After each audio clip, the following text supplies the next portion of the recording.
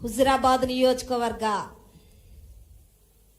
Ward సభ్యులు, ఉప సర్పంచులు, సర్పంచుల సన్మాన కార్యక్రమానికి ముఖ్య అతిథిగా వచ్చిన మన ఆత్మీయులు మాజీ మంత్రివర్యులు మల్కాజిగిరి ఎంపీ గారు అన్న పెద్దలు ఈటల రాజేంద్ర అన్న గారికి, అదేవిధంగా ఉద్యమ కాలంలో మేమంతా తెలంగాణ కోసం నడుస్తున్న క్రమంలో మాతో వెంటున్న మా బాపు రాజయ్య బాబు గారికి, వేదికపై ఉన్న గౌరవ నాయకులకి, మాజీ ప్రజాప్రతినిధులకి అందరికి కూడా పేరు పేరున ఉద్యమ నమస్కారాలు. అదేవిధంగా స్థానిక ఎన్నికలలో గెలిచిన వార్డు సభ్యులకి, ఉప సర్పంచులకి, సర్పంచులకి శోభక్క గాలన్న పక్షాన మీకు కంగ్రాచులేషన్ చెప్తూ, ఈ మీటింగ్కి వచ్చిన ప్రతి ఒక్క నాయకులకి, పాత్రికేయ మిత్రులకి అందరికి కూడా పేరు పేరున జై తెలంగాణ తెలియజేస్తూ,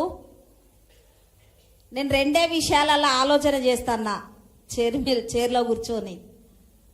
భయపడుతుండ్రు, వాళ్ళది మాది. ఏందో ఈ రెండు విషయాలకైతే కొత్తగా పుట్టినట్టుగా అనిపిస్తుంది నాకైతే ఈ పదం.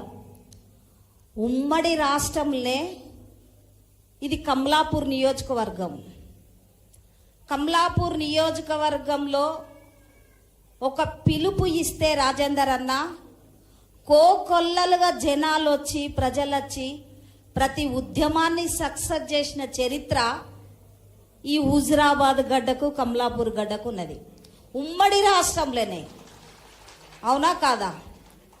వైఎస్ రాజశేఖర రెడ్డి గారు ముఖ్యమంత్రిగా ఉన్నప్పుడు ఉమ్మడి రాష్ట్రానికే కమలాపూర్ నియోజకవర్గం అంటే భయపడే విధంగా ఒక ఉద్యమాన్ని నడిపిన నాయకుడు మనన్న ఈటల రాజేందర్ అన్న, అవునా కాదా?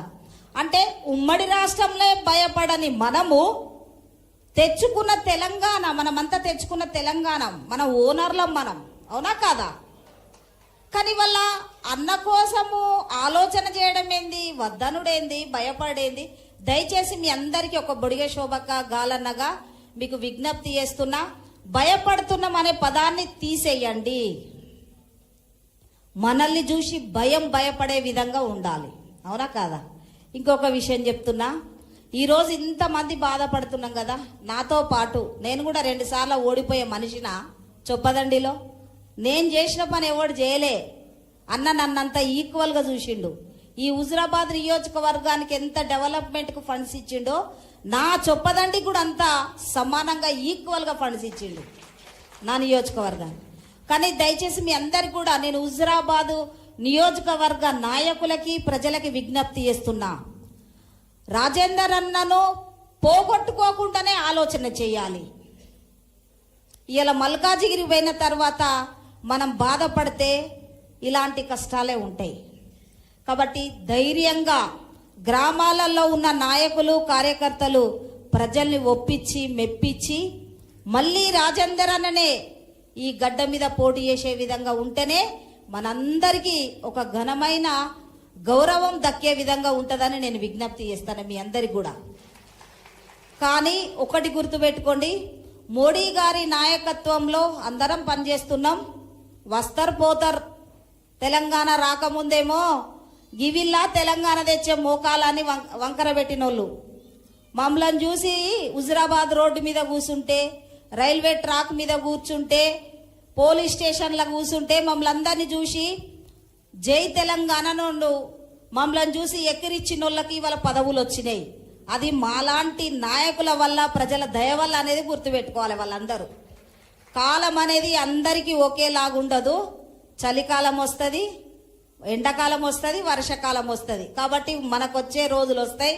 ఈ గ్యాప్లో హుజురాబాద్ ప్రజలందరూ కూడా ఇప్పుడు తెలుసుకుంటారు, మేమేం పొరపాటు చేసినాం, మంచి నాయకుడిని ఓడగొట్టుకున్నాం అనేది ఇప్పుడు అర్థమవుతుంది. కాబట్టి దయచేసి ఇప్పుడు వచ్చే మళ్ళీ ఎంపీటీసీ, జెడ్పీటీసీ ఎన్నికల వరకైనా మనమందరం కమిట్మెంట్గా ఉండి, మనమైతే ఇప్పటివరకు బాగానే ఉన్నాం అనుకుంటున్నా. ఎందుకంటే నేను అన్నతోని హుజురాబాద్ నియోజకవర్గం స్థానిక ఎన్నికలలో తిరిగిన ప్రజల్లో బ్రహ్మాండంగా ఉంది. సరే, ఇలాంటి చీడ పురుగులు అనేటోళ్ళు వస్తారు పోతారు, కామన్. కానీ మనము ఒకే పార్టీలో ఉన్నాం, ఒకరి నాయకత్వంలో దేశ ప్రధానమంత్రి గారి నాయకత్వంలో పనిచేస్తున్న వాళ్ళం. దయచేసి మనమందరం కూడా రాజేందర్ అన్న లాంటి వాళ్ళని కాపాడుకుంటేనే రాబోయే రోజుల్లో రాజకీయ ఉనికి ఉంటదని కూడా మీరందరూ గుర్తుపెట్టుకోవాలని కూడా నేను విజ్ఞప్తి చేస్తూ, ఒక్క ఓటుతోని ఓడిపోయిన వాళ్ళకి ఎంత నరకం ఉంటుందంటే అంత నరకం ఉంటుంది. నా దగ్గర కూడా అన్న 5 ఓట్లు 3 ఓట్లు 4 ఓట్లు ఓడిపోయిన వాళ్ళు ఉన్నారు. ఏం లేదు, సేమ్ ఇది పేపర్కి వస్తుంది, అక్కడ పేపర్కి వస్తలేదు, గంతే. నేను చెప్పుకుంటలేదు.